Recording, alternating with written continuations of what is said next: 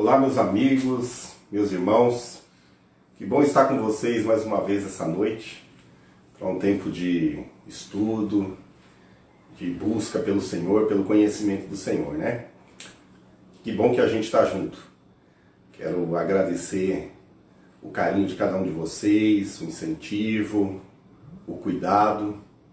A gente vai estar aí para mais um tempinho de busca do conhecimento do Senhor, de revelação, para a gente viver o melhor do Senhor nesse tempo, o melhor de Deus, né? Então você que está aí com a gente, convide um amigo, compartilhe, e o intuito, o propósito do nosso coração é que nós sejamos edificados, né? Que nós sejamos aperfeiçoados em amor, em graça, em conhecimento do Senhor. A gente está tratando sobre a lei e a graça. Na aula passada a gente falou um pouquinho a distinção entre um período e outro, essa distinção que se faz também quanto ao modo que Deus se revela, se comunica, né?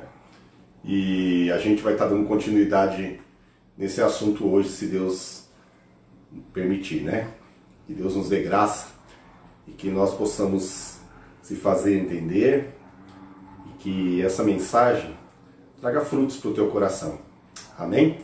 A gente vai estar começando. Na semana passada nós falamos um pouquinho sobre o caráter da velha aliança em relação à nova aliança, entre a lei e a graça. Falamos da abrangência de uma e de outra. Falamos da temporalidade de uma em relação à eternidade da outra. Falamos do caráter aparente e externo da lei em relação àquilo que é interiorizado. Falamos de meninice, de maioridade. Falamos de alimento sólido, alimento. Falamos de viver sendo tutelados por alguém, ou viver como adultos, com pleno discernimento do bem e do mal. E hoje eu queria me deter um pouquinho nos aspectos da lei,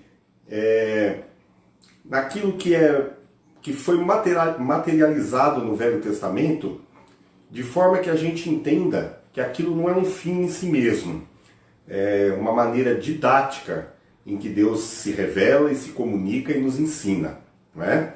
E é isso que a gente vai estar tratando hoje aqui, se Deus permitir. Então a gente vai falar um pouquinho da lei como sombra e tipo das coisas futuras, ok? Então vamos lá.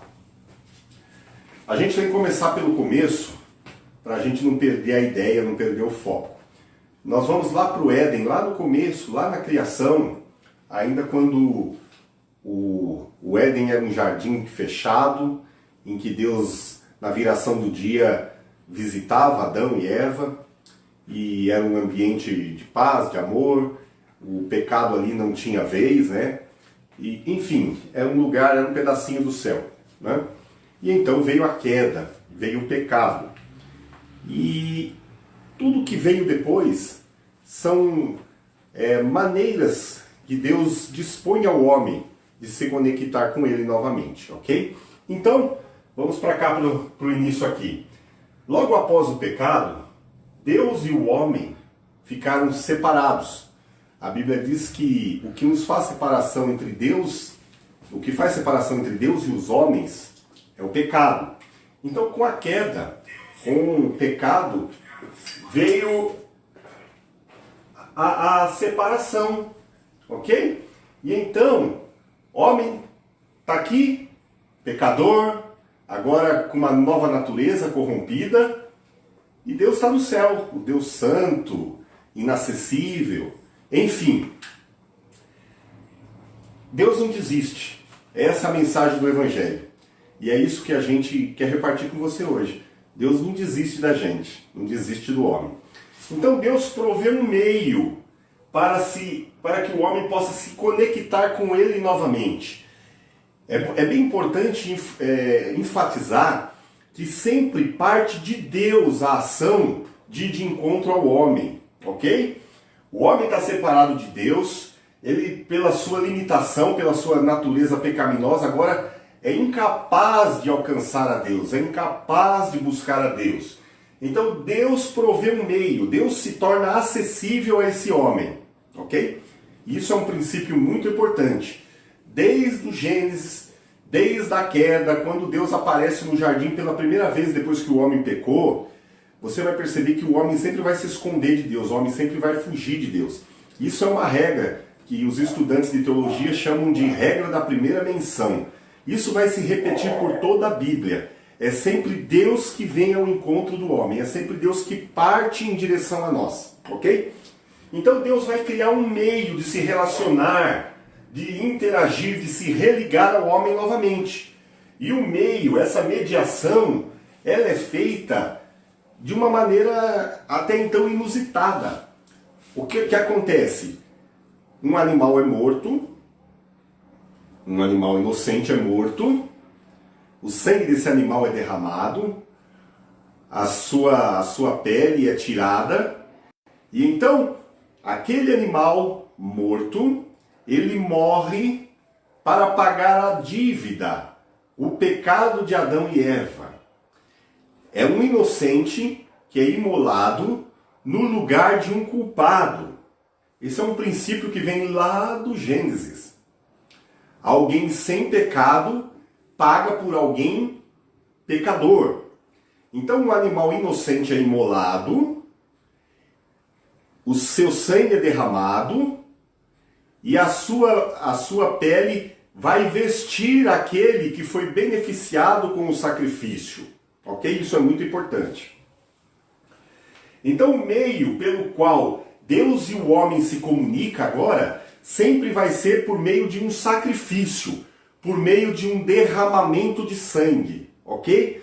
Então toda vez que o homem pecava, ele ia diante de Deus com um animalzinho, e então aquele animal era imolado no seu lugar, percebe?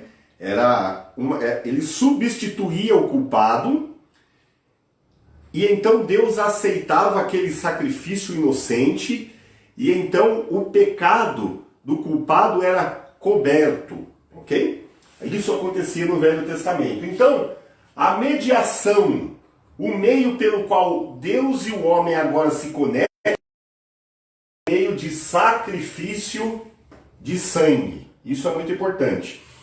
Mais do que um sacrifício, a oferta, esse sacrifício era por substituição, ok?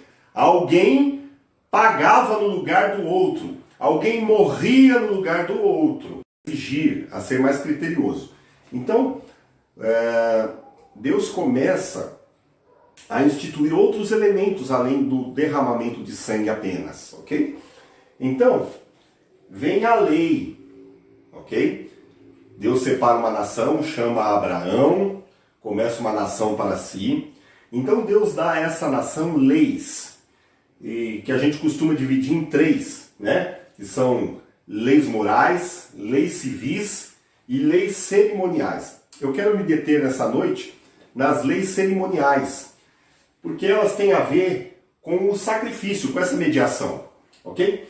Essas cerimônias começavam com as festas que Deus instituiu, com as ofertas que Deus requeria nessas festas, com as ofertas de acordo com o pecado, de acordo com a situação que tinha que se oferecer a Deus, ok?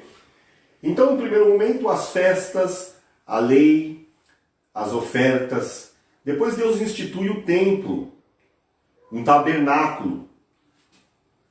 Moisés recebe uma planta, um modelo de como deveria fazer esse tabernáculo, e a presença de Deus estaria naquele tabernáculo no meio do povo, ok?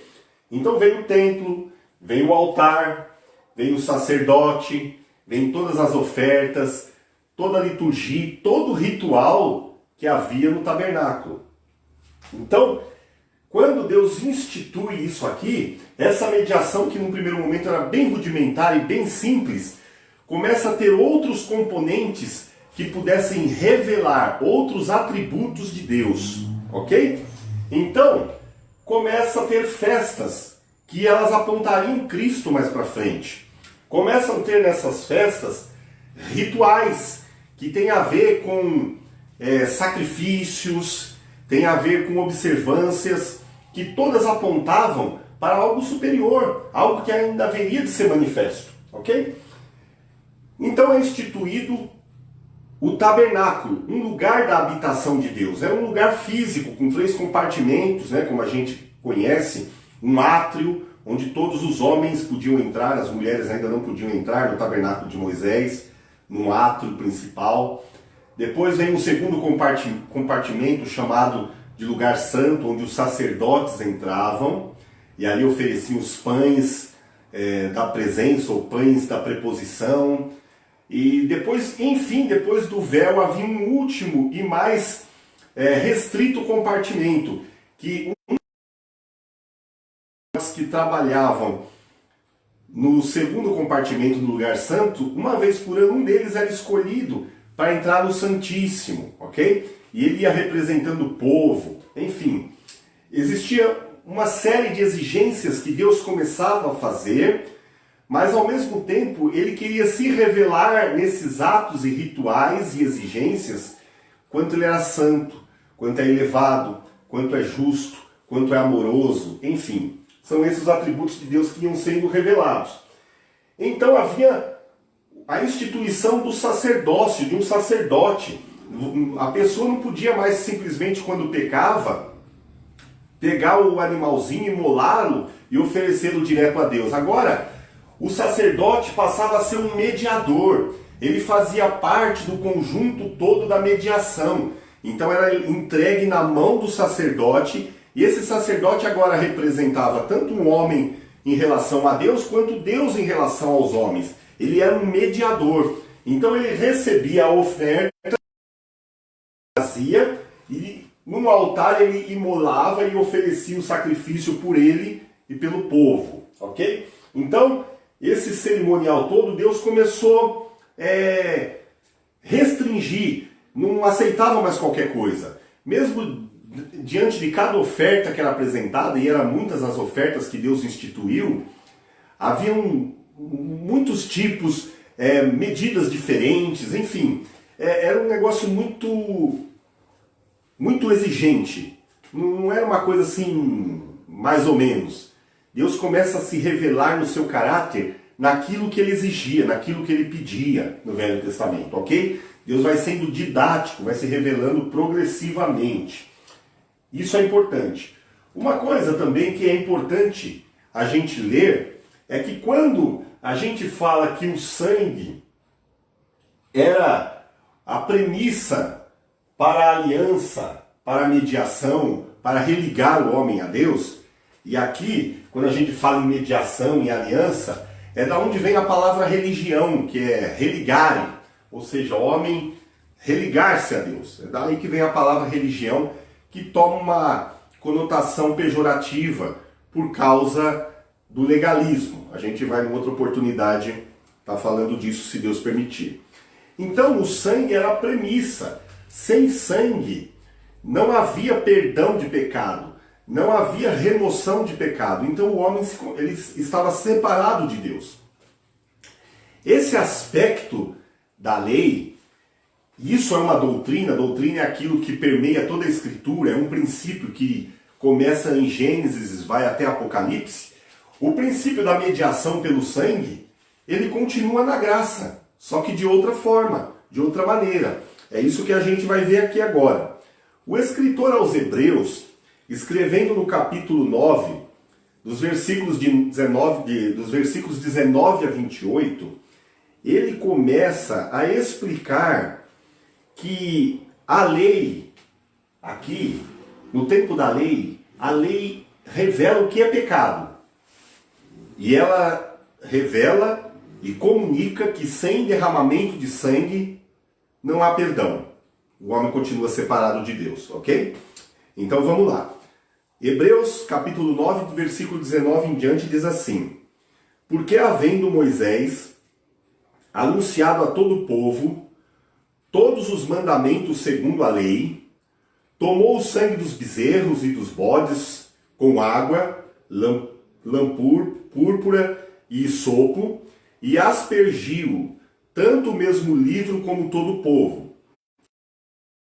Este é o sangue do testamento, ou o sangue da aliança que Deus vos tem mandado.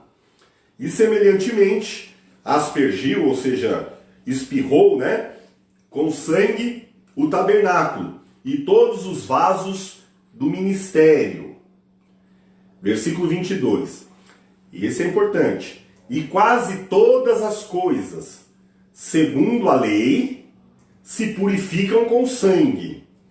E sem derramamento de sangue, não há remissão, ou seja, não há resgate, não há pagamento da dívida. Então, segundo a lei, quase todas as coisas se purificam com sangue.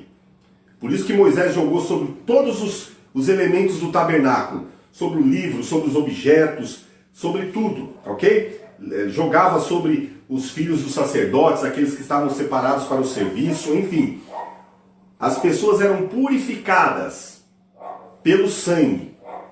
E sem esse sangue, não há resgate, ok? Não há perdão. Versículo 23. De sorte que era bem necessário que as figuras das coisas que estão no céu se purificassem. Aqui o escritor aos Hebreus, ele está informando que o templo de Moisés, aquele tabernáculo, era uma figura das coisas celestiais. Então, ele diz o seguinte, que a figura das coisas celestiais era importante que elas também fossem purificadas com sangue. Mas aí ele continua dizendo, mas as próprias coisas celestiais, aquelas que estão no céu, são purificadas com sacrifícios melhores do que esses. Quais são os sacrifícios que são purificados as coisas do tabernáculo de Moisés? Sangue de bode, bezerro, enfim. Versículo 24, falando da nova aliança em Cristo, da graça. Porque Cristo, o nosso Cordeiro, que morreu em nosso lugar, o inocente que pagou no lugar dos culpados, ok? Porque Cristo não entrou num santuário feito por mãos, figura do verdadeiro, porém ele entrou no mesmo céu, para agora comparecer por nós perante a face de Deus. Percebe a substituição aqui? Aquele que morreu nos substitui, o inocente que morreu, que derramou o seu sangue, ele nos substitui quando apresentar-se diante de Deus. Versículo 25. Nem também para si mesmo se oferecer muitas vezes, como sumo sacerdote cada ano entra no santuário com sangue alheio. Então, aqueles 3 compartimentos do tabernáculo, no segundo compartimento, entre tantos sacerdotes, um era tirado e uma vez por ano ele entrava no Santíssimo. Mas ele tinha que fazer isso todo ano, porque o sacrifício que ele apresentava não era perfeito.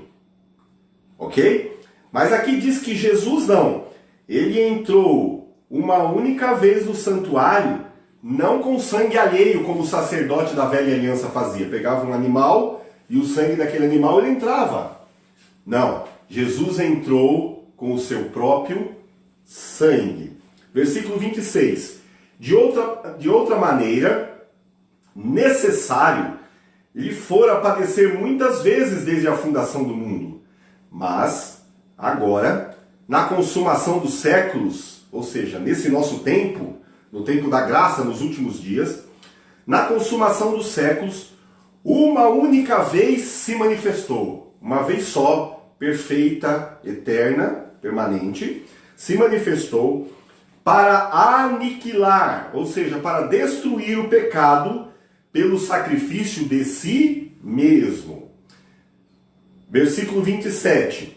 E como aos homens está ordenado morrerem uma única vez, vindo depois disso o juízo, assim também Cristo, oferecendo-se uma única vez para tirar os pecados de muitos, aparecerá segunda vez, sem pecado aos que esperam para a salvação. Então, nós percebemos aqui que na velha aliança, essa mediação pelo sangue, ela acontecia de maneira provisória.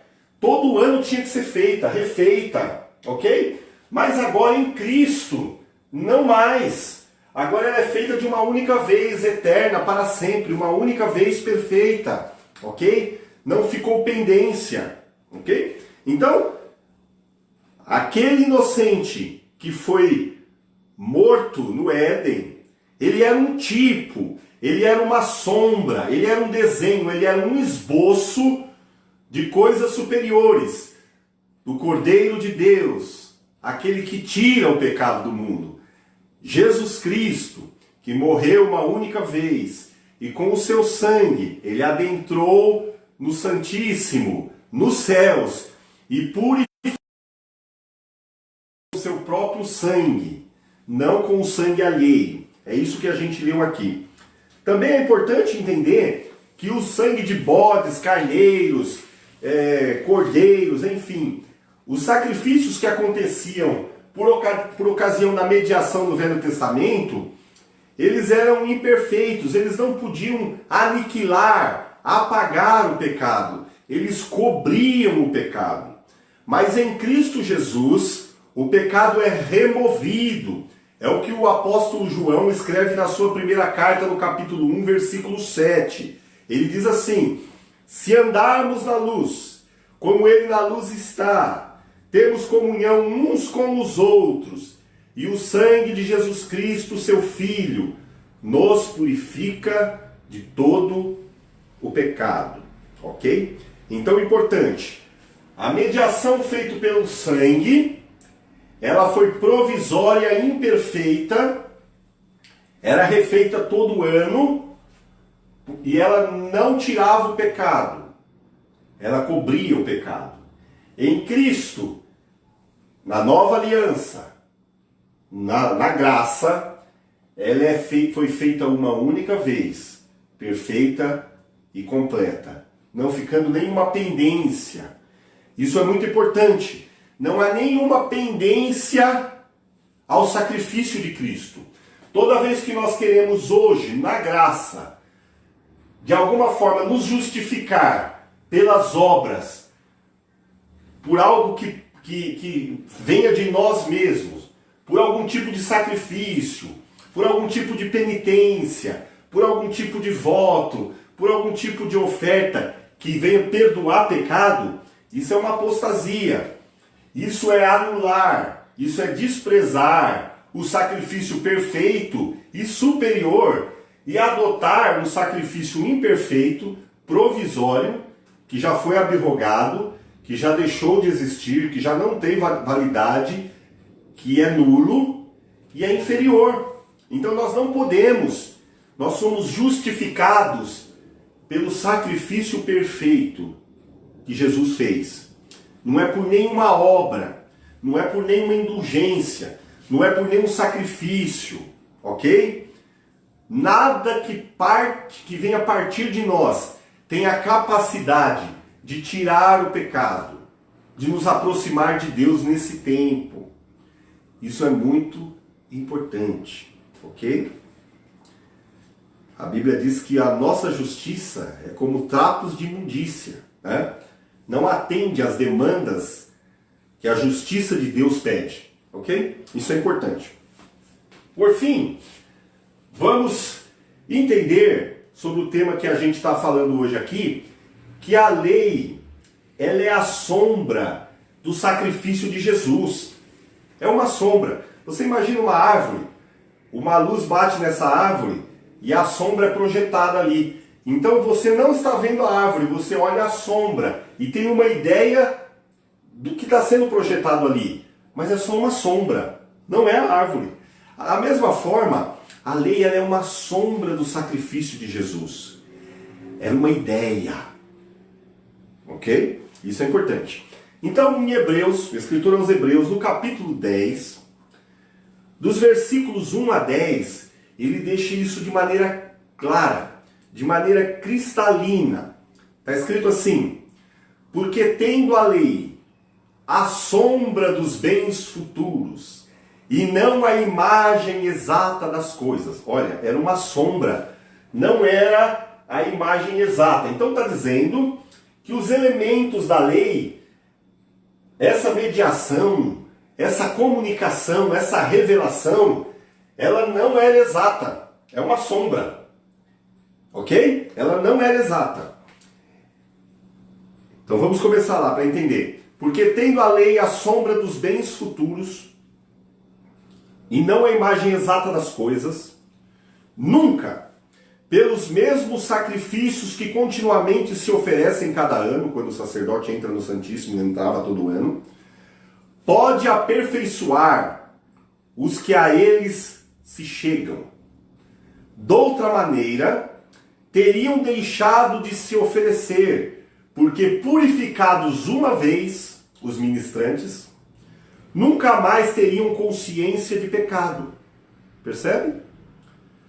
Nesses sacrifícios, porém, cada ano se faz comemoração dos pecados. Ou seja, cada vez que se entrava no Santíssimo no Velho Testamento, se lembravam de todos os pecados. Versículo 4. Porque é impossível que o sangue de touros e de bodes tire os pecados. Por isso, aqui começa a falar de Jesus. Por isso, entrando no mundo, quando Jesus se manifestou como homem, por isso entrando no mundo diz: sacrifício e oferta não quiseste, mas um corpo me preparaste. Holocaustos e oblações pelo pecado não te agradaram. Está se referindo às ofertas do Velho Testamento. Então agora no versículo 7 Jesus diz: então disse, eis aqui, venho. No princípio do livro está escrito de mim, Jesus falando, para fazer, ó Deus, a tua vontade. Versículo 8. Como assim diz: sacrifício e oferta e holocaustos e oblações pelo pecado não quiseste. E agora que é importante: nem te agradaram os sacrifícios que se oferecem segundo a lei. Então todos esses sacrifícios provisórios, que eram didáticos, para Deus ir se revelando progressivamente aos homens, aos meninos, como nós vimos na aula passada, eles não agradaram, não satisfazeram a justiça de Deus. Então diz assim: tudo que foi oferecido segundo a lei.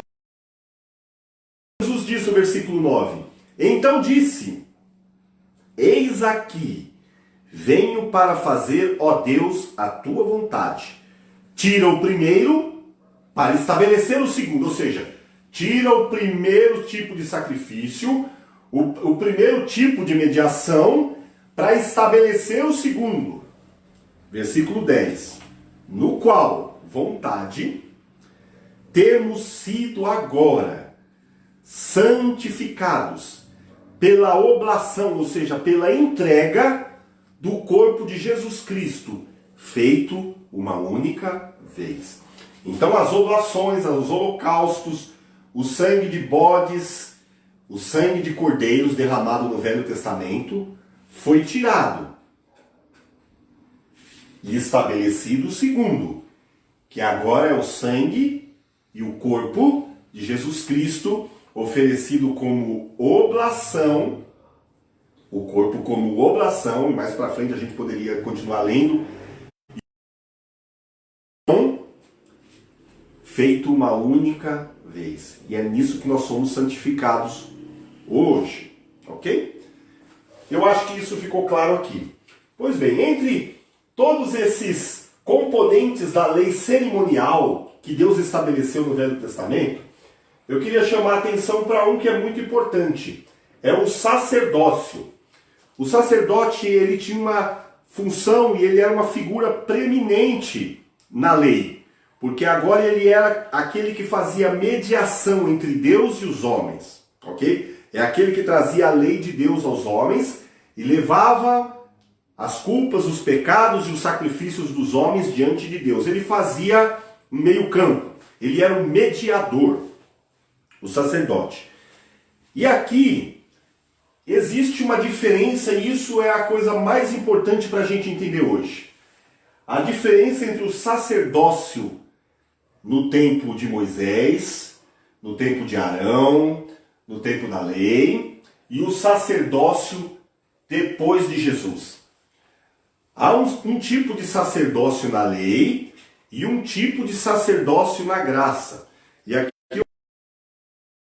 E com muita calma explicar isso, porque ainda tem gente hoje, no tempo da graça, sendo santificados pela oblação, pela entrega do corpo de Cristo, que ainda se vê, se percebe, se imagina num sacerdócio inferior, incompleto e nulo.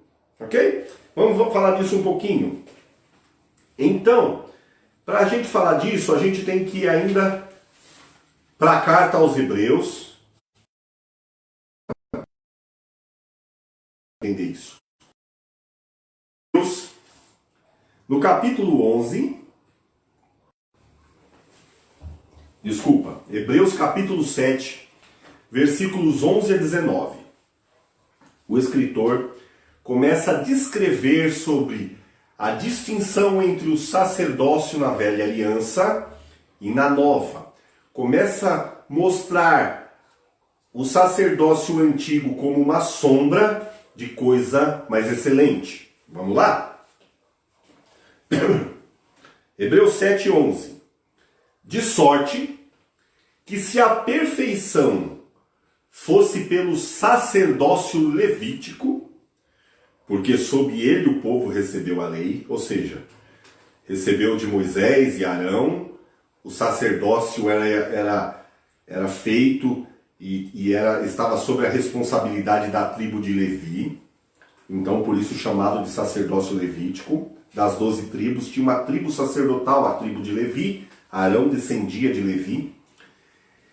Então, de sorte que se a perfeição viesse pelo sacerdócio levítico, porque sob ele o povo recebeu a lei, que necessidade haveria logo de que outro sacerdote se levantasse, segundo a ordem de Melquisedeque, e não fosse chamado segundo a ordem de Arão. Aqui começa a falar do sacerdócio de Jesus, do sacerdócio de Cristo. Esse capítulo 7 de Hebreus fala que o sacerdócio de Cristo é superior ao sacerdócio de Arão, é superior ao sacerdócio levítico. E aqui o escritor ele faz uma pergunta: se o sacerdócio levítico pudesse aperfeiçoar, e ele veio pela lei, o sacerdócio de Arão, por que se levantaria um outro sacerdote que não fosse segundo a ordem levítica, mas segundo a ordem de Melquisedeque? 12. Resposta: pois, se mudando o sacerdócio, necessariamente se faz também mudança de lei, ou seja, o sacerdócio levítico, aarônico, foi estabelecido pela lei de Moisés. Para que houvesse um novo sacerdócio, a lei de Moisés tinha que estar nula, morta, como vimos na aula passada. Ela não podia estar valendo. Ok? Então, aqui a resposta é porque mudou a lei. Ele está vinculado, intrinsecamente ligado, preso, retido na lei de Moisés. Percebe? O sacerdócio de Jesus Cristo, e é inaugurado um novo sacerdócio, não é mais segundo a ordem de Arão, não é levítico. O sacerdócio inaugurado na era da graça é o sacerdócio segundo a ordem de Melquisedeque. esse texto que nós acabamos de ler. Então fala assim no versículo 12: pois se mudando o sacerdócio, necessariamente se faz. Versículo 13: aquele de quem estas coisas se dizem, se referindo a Jesus, pertence a outra tribo, da qual ninguém serviu no altar. De quem essas coisas se diz, que é um novo sacerdote segundo a ordem de Melquisedeque, não veio de uma tribo que ninguém serviu do altar, ou seja, ele não veio da tribo de Levi. Versículo 14. Visto ser evidente que nosso Senhor, se referindo a Jesus, procedeu da tribo de Judá, tribo da qual Moisés nada falou sobre a tribo de Judá, acerca de sacerdócio. E muito ainda, se a semelhança de Melquisedeque se levantar outro sacerdote, que não foi feito segundo a lei do mandamento carnal, mas segundo a virtude da vida incorruptível. Está dizendo que Jesus procedeu da tribo de Judá e não da tribo de Levi. Um novo sacerdócio se inaugura a partir do nosso Senhor Jesus, não mais segundo a ordem levítica, arônica, mas segundo a ordem de Melquisedeque. O que está dizendo aqui? A gente precisaria voltar um pouquinho e falar da figura de Melquisedeque. Quem era Melquisedeque? É aquele que teve um encontro com Abraão, que lhe deu pão e vinho e recebeu o dízimo de Abraão. Esse Melquisedeque, a Bíblia diz que ele era um sacerdote do Rei Altíssimo, mas ele também era rei de Salém. Isso é importante. Onde é Salém? Salém é Jerusalém, só que antes de ser tomada pelos jebuseus só se chamava Salém. Depois veio Jerusalém, ok? Então ele era rei, era um sacerdote que também era rei. E a Bíblia diz que ele não tinha nem início nem fim de dias. Não tinha linhagem. Então, está falando sem começo nem fim de dias, mas também de um rei. Perceba isso, queridos. O sacerdócio levítico, que se restringiu ao Velho Testamento, era só sacerdócio, só se servia no altar, e era restrito à tribo de Levi. Mudando-se a lei, levanta-se um novo sacerdócio em Jesus Cristo, não mais segundo a ordem levítica, mas segundo a ordem de Melquisedeque. E essa ordem inclui reino e sacerdócio, não só sacerdócio, ok? Isso é muito importante, porque nós vemos crentes fiéis ao Senhor, pessoas comprometidas com o Evangelho, pessoas sinceras na sua devoção, que ainda acredita que existe levita nos nossos dias. Então ele toca uma guitarra, ele canta, ele prega, ele faz alguma coisa, ele se auto-intitula levita. O sacerdócio não existe mais, ele é nulo, ok? Nós não somos do sacerdócio levítico mais, ele é inferior. É um sacerdócio que não existe. Nós agora somos segundo a ordem de Melquisedeque, em Cristo Jesus. Somos reino e sacerdote, porque Melquisedeque era sacerdote do Deus Altíssimo, mas também ele era rei de Salém, ok? Importante isso. Então, o sacerdócio que Jesus Cristo inaugura é um sacerdócio superior, ok? Que não foi feito, como acabamos de ler no versículo 16, segundo o mandamento carnal, mas segundo a virtude da vida incorruptível. Versículo 17, porque ele assim testifica, tu és segundo a ordem de Melquisedeque. Versículo 18, isso é muito importante. o precedente mandamento, ou seja, o mandamento que precedeu, o mandamento que veio primeiro, que é o mandamento levítico, é abrogado. Você sabe o que significa abrogado? Significa revogado, para que o lei tome um lugar mais amplo e abrangente. Então, a revogação total de uma lei para uma edição para a edição de uma lei nova, ok? Então, o precedente mandamento, o primeiro mandamento da lei, ele é abrogado, ele foi revogado por causa da sua fraqueza e inutilidade. É a Bíblia que diz isso. Versículo 19. A lei, coisa nenhuma.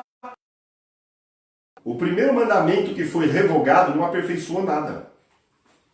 E desta sorte é introduzida uma melhor esperança para que cheguemos a Deus. Então, o segundo mandamento, debaixo de um novo sacerdócio, é uma melhor. Ok, pessoal? Então, entendido isso, não existe mais levitas, nietinins, não existe nada disso. Que trabalhavam em regime de servidão. Não existe mais o novo sacerdócio que se inaugurou, é o sacerdócio segundo a ordem de Melquisedeque. E esse sacerdócio, ele revela tudo aquilo que é tipo, tudo aquilo que é sombra, ele traz a essência e a verdade revelada nesse tempo. É isso que a gente vai ver agora. A partir do novo sacerdócio, nós passamos a ter uma visão e uma nova condição. E passamos com Cristo entre o céu e a terra. Então vamos lá. No Velho Testamento, o tabernáculo de Moisés, depois o templo de Salomão, a tenda de Davi, todas elas eram símbolos, eram tipos de um lugar, e aquilo era físico, um lugar que Deus habitava com os homens. Na nova aliança, no novo sacerdócio, segundo a vida incorruptível, essa materialidade tem pouca importância. O lugar que Deus habita não é mais tenda, não é mais tijolo, ok? Não é parede. Nós vivemos dias dos crentes de templo. Eles idolatram a parede, as cadeiras, atribuem alguma coisa sagrada em banco, em púlpito. Não, essas coisas não são sagradas. No Velho Testamento, que se aspergia sangue, purificava e consagrava objetos. Isso não tem nenhum valor na nova aliança. Porque na nova aliança, a casa que Deus habitava, que Deus habita, não é mais parede. É no homem e na mulher, que foi alcançado pelo sangue, que foi coberto com vestes de justiça. Viu? E é isso que o escritor Paulo, o apóstolo Paulo, escreveu na primeira carta de Coríntios, capítulo 6. Ele fala que agora nós somos a habitação, o templo de Deus. Ele fala, não sabeis vós que o vosso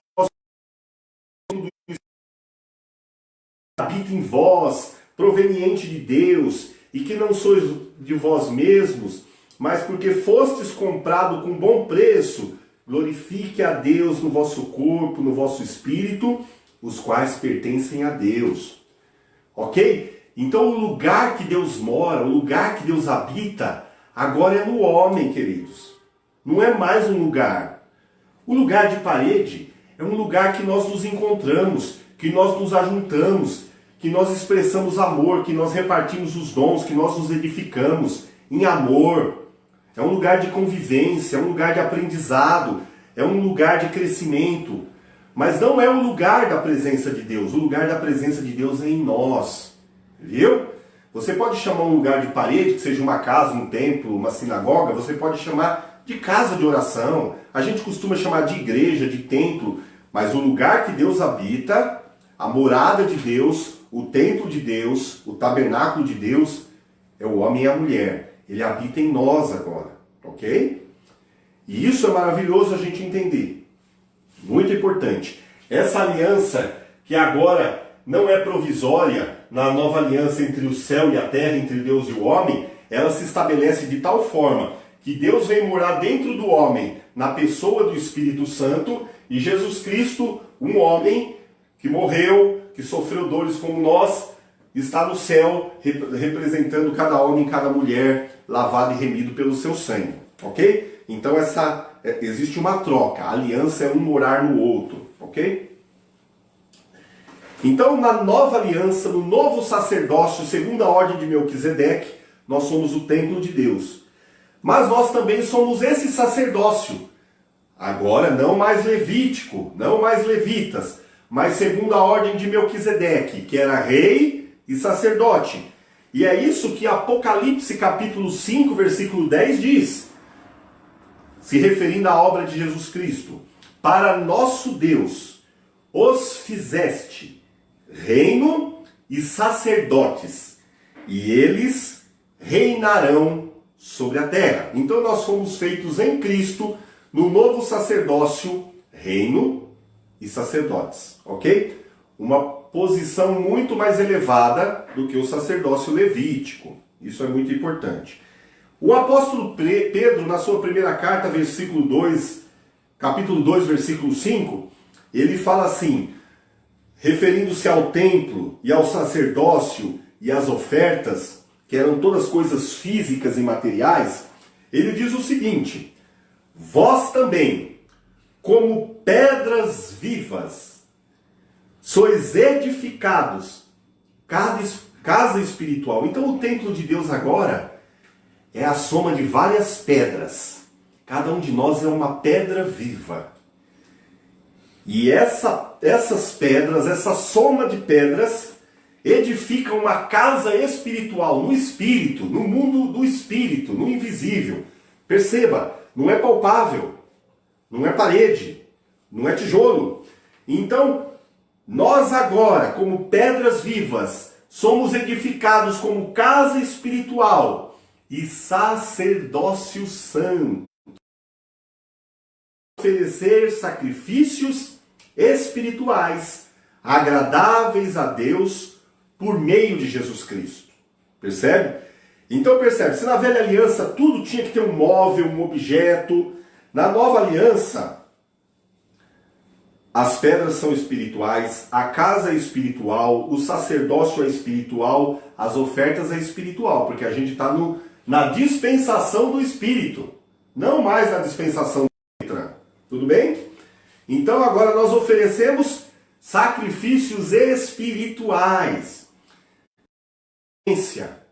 Não é desafio, ok? Esse tipo de sacrifício não pode alcançar sacrifício espiritual, aquele que brota do interior. E que são agradáveis a Deus, e é sempre por meio de Jesus, aquele que nos representa diante do Pai. É sempre a oferta desde o Éden. É por substituição. Nunca se esqueçam. Oramos em nome de Jesus. É por procuração. Também, na nova aliança, somos templos, somos sacerdotes e somos o altar. Nós somos todos os elementos do tabernáculo de Moisés agora. Nós somos o altar. O nosso coração é o altar, como está lá em Mateus capítulo 15, versículos 8 e 9. Ok? Toda a adoração, todo o sacrifício que se oferece sobre um altar. Então nós somos, o nosso coração é o lugar onde o sacrifício é colocado e oferecido a Deus. Por isso é tão importante, mais do que o que se oferece, é a motivação pelo qual se oferece, que Deus sonda, Ele prescruta o coração, o interior, o mais íntimo do nosso ser. Então, tudo que é oferecido sobre o altar, primeiro Deus sonda o altar. O altar representa pessoas. Vocês lembram de Elias, quando estava naquele desafio? Ele toma 12 pedras, que representavam o número dos filhos de Israel, e ele conserta o altar para oferecer um sacrifício a Deus. Então, mais importante do que a oferta é a condição do altar. Porque Deus recebe primeiro, Deus atenta ou aceita primeiro o altar ou a pessoa, depois o que ele oferece. O altar é mais importante do que a oferta.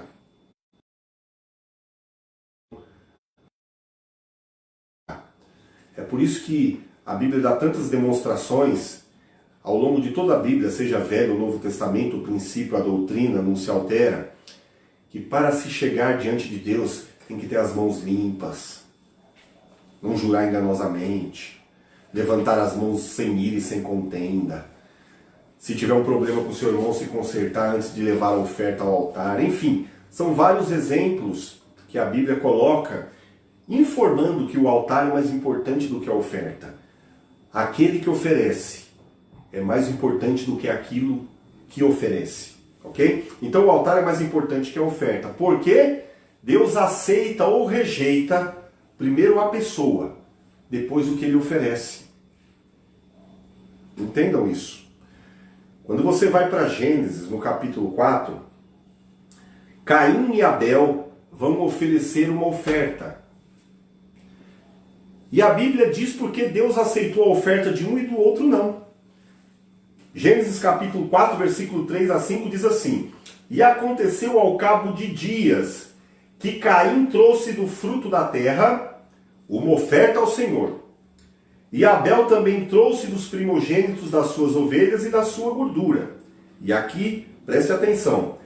E atentou o Senhor para Abel e para a sua oferta. Ou seja, Deus atentou primeiro para Abel, depois para o que ele oferecia. Mas não atentou e não recebeu a sua oferta. É isso que esse texto está dizendo. Então, a motivação. A oferta vai ser colocada, vai ser queimada. É mais importante, muitas vezes, do que a oferta. Hoje não vai dar tempo, mas quando o altar está perfeito, Deus mesmo provê para si a oferta que ele quer queimar naquele altar. A gente poderia falar disso. Quando o altar está no lugar, Deus mesmo provê a oferta que ele quer. Ok? Então, isso é muito importante. Aqui a gente entende que há uma grande diferença entre o Velho e o Novo Testamento, entre a lei e a graça. Na lei era muito importante o ter para o sacrifício, o altar, o lugar. Na graça é mais importante o ser do que o ter. E é aqui que eu vejo também pessoas regredindo na revelação, porque buscam um evangelho do ter e não do ser. Ok? Ao passo que a Bíblia ensina que Deus não recebe nada do que você tem. Romanos 11, versículos 33 a 36. Quem deu alguma coisa para ele? Para ser recompensado? Tudo vem dele, é por ele e para ele. Deus não recebe nada que você tem. Deus só recebe aquilo que você é, aquilo que você se torna. Porque ele não deu nada que tenha, ele deu o que ele é. Jesus, ele é Deus, Cristo é Deus, ele se deu a si mesmo. Quando ele nos deu o Espírito Santo, ele se deu a si mesmo. Quando ele nos ama, ele se deu a si mesmo, porque ele é amor. Quando ele nos justificou, ele não deu justiça, ele é a justiça. Ele se deu a si mesmo. Então Deus não aceita nada que tenhamos, porque ele nunca deu nada que tenha, ele deu o que ele é. Então, Nessa nova relação, na nova aliança, eu preciso me tornar o dom. É isso que a gente chama de ministério. A carta, o evangelho que eu leio, eu preciso me tornar esse evangelho. Eu tenho que ser a carta escrita. Senão, ele não aceita. Então, o Novo Testamento, a graça, muda toda a concepção e a revelação daquilo que era tipo e sombra. E a gente passa a viver uma realidade que transcende o que os olhos podem ver. Percebe? Então, agora você precisa ser. Você agora precisa ser um mediador também, porque a Bíblia diz que agora você tem a palavra da reconciliação, da aproximação. Okay? Então você passa a ser. E eu gosto disso, porque o apóstolo Paulo, ele foi um grande homem, um grande sábio, um homem com mais de uma nacionalidade, um homem viajado, um homem conhecido, um homem famoso, um homem poderoso, um homem influente. E ele reputa todo o seu conhecimento, tudo que ele tinha, como esterco. Encontro com Jesus. E esse homem, falado, as cartas, um grande ícone do Novo Testamento, né, que um homem extremamente usado por Deus, com grandes revelações de Deus, esse homem que foi conhecido, um homem próspero, um homem influente, eloquente, enfim, esse homem, a Bíblia relata no livro de Atos, que ele morreu depois de tantas perseguições, morando numa casa alugada. Você consegue imaginar isso? Ele morreu morando numa casa alugada. E nem por isso ele deixou de ser o grande Paulo, um grande instrumento da revelação de Deus para nós.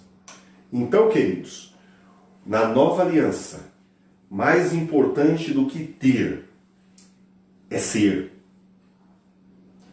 Porque a oferta, ela tem o poder da representatividade. Eu queria terminar com isso. Nós temos que nos tornar a oferta. Aquilo que entregamos tem que realmente nos representar, falar em nosso lugar. Percebe? Então é tão importante o ser, não o ter. É ser o templo, é ser o sacerdote, é ser o altar, é ser a oferta, é ser a carta escrita, é ser o evangelho. Ok? Isso é muito importante. Isso diferencia de tudo aquilo que nós conhecemos da velha aliança. Porque nós agora estamos num outro sacerdócio. E a Bíblia, para terminar, nos dá uma palavra de incentivo e esperança. Em relação ao que é tipo e sombra e ao tempo que vivemos hoje, o escritor aos Hebreus, falando de Jesus no capítulo 8, ele fala assim: mas agora, ele alcançou o ministério mais excelente, porque Jesus Cristo é o mediador, é ele que faz a mediação de uma melhor aliança, confirmada em melhores promessas. Como eu disse para vocês, no começo a mediação é um pacto, é uma aliança, é um compromisso. Jesus é um mediador de uma aliança melhor, porque ela está estabelecida sobre termos mais elevados, sobre promessas melhores. Percebe? Então nós estamos debaixo de melhores promessas. E é por isso que esse mesmo escritor aos Hebreus nos deixa uma advertência. No capítulo 6, versículo 9, ele fala assim: mas de vós, ó amados, esperamos coisas melhores, concernentes à salvação. Ele está dizendo o seguinte: se nós estamos numa aliança estabelecida sobre melhores promessas, melhores compromissos, melhores termos, é natural que nós esperemos um dos outros coisas melhores concernentes à salvação. Ok? Isso é maravilhoso.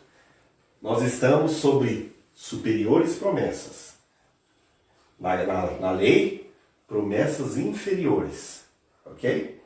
Nós agora estamos na lei do Espírito. Vivemos em novidades, em coisas sublimes e inefáveis de Deus. Um novo tempo. Que essa palavra fique no teu coração. Não mais levitas, num novo sacerdócio. Não mais na figura palpável dos móveis e dos elementos. Mas agora, mais do que ter, temos que ser. Temos que manifestar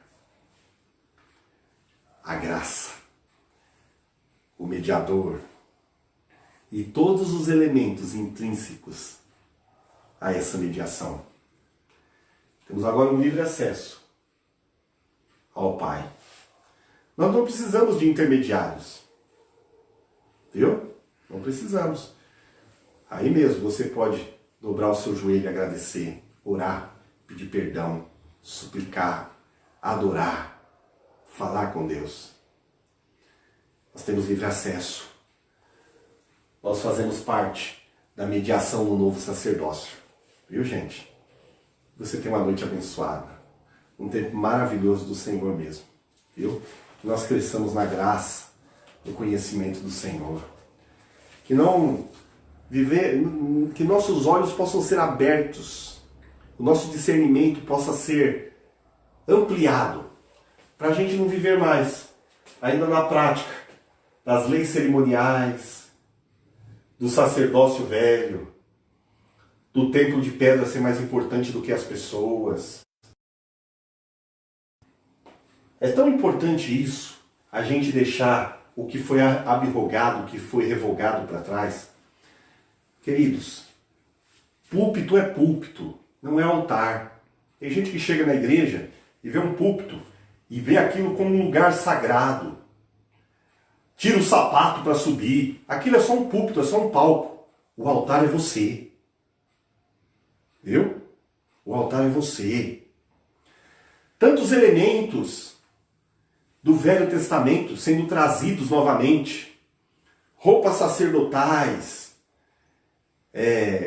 chofar, tanta coisa que é estranho à nova aliança. Essas coisas são estranhas à nova aliança.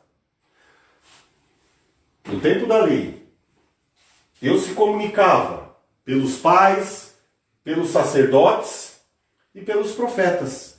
Mas como vimos na aula passada, os profetas foram até João. Hebreus capítulo 1, agora ele nos fala pelo Filho. Viu? Ele nos fala pelo Filho. Não há toques inteligíveis que representam a voz de Deus. O chofar no Velho Testamento poderia simbolizar a voz de Deus falando. Hoje, a voz de Deus fala através do Espírito Santo, no nosso espírito. Esse é o grande chofar de Deus para esse tempo. Púlpito é só púlpito, é só um palco. Não é sagrado. Sagrado é o meu irmão, é a minha irmã. Viu, queridos? Então todos esses elementos estranhos, óleo, essas coisas todas, representavam o Espírito Santo. Nós não precisamos de símbolos de óleo, símbolos do Espírito Santo. O óleo, ele era derramado sobre reis e sacerdotes. Ele ungia-se reis e sacerdotes. Na nova aliança, nós recebemos o Espírito Santo, a unção do Espírito, e somos reino e sacerdócio. Isso já foi revelado numa amplitude superior. O óleo não é o Espírito, é um símbolo que ficou lá atrás. Mais importante do que estar melado de óleo, é estar impregnado do óleo no interior, na alma, no espírito. Viu, queridos? A graça te liberta dos rituais, das liturgias, das peças, dos objetos, do misticismo, viu? Dessas coisas. A graça ministra um novo concerto entre nós e Deus. Que você seja abençoado e viva na liberdade do Espírito. Seja ministrado pelas coisas maravilhosas, as coisas novas, poderosas e transformadoras no teu espírito. Coisas que podem nos aperfeiçoar, nos fazer homens e mulheres e representem esse novo sacerdócio nessa terra. Que nós possamos ser objeto de bênção para as pessoas. Que nós possamos ser motivo de consolação, de conforto. Que nós possamos ser boca profética, boca sacerdotal. Que nós possamos anunciar o reino com intrepidez no espírito, com uma nova revelação do Senhor, ampla, com o rosto descoberto, sem sombra, sem tipo. Ok? Que Deus te abençoe. Tenha uma ótima noite. Obrigado pela presença, por estar acompanhando a gente até agora. Que Deus te abençoe em nome de Jesus. Amém?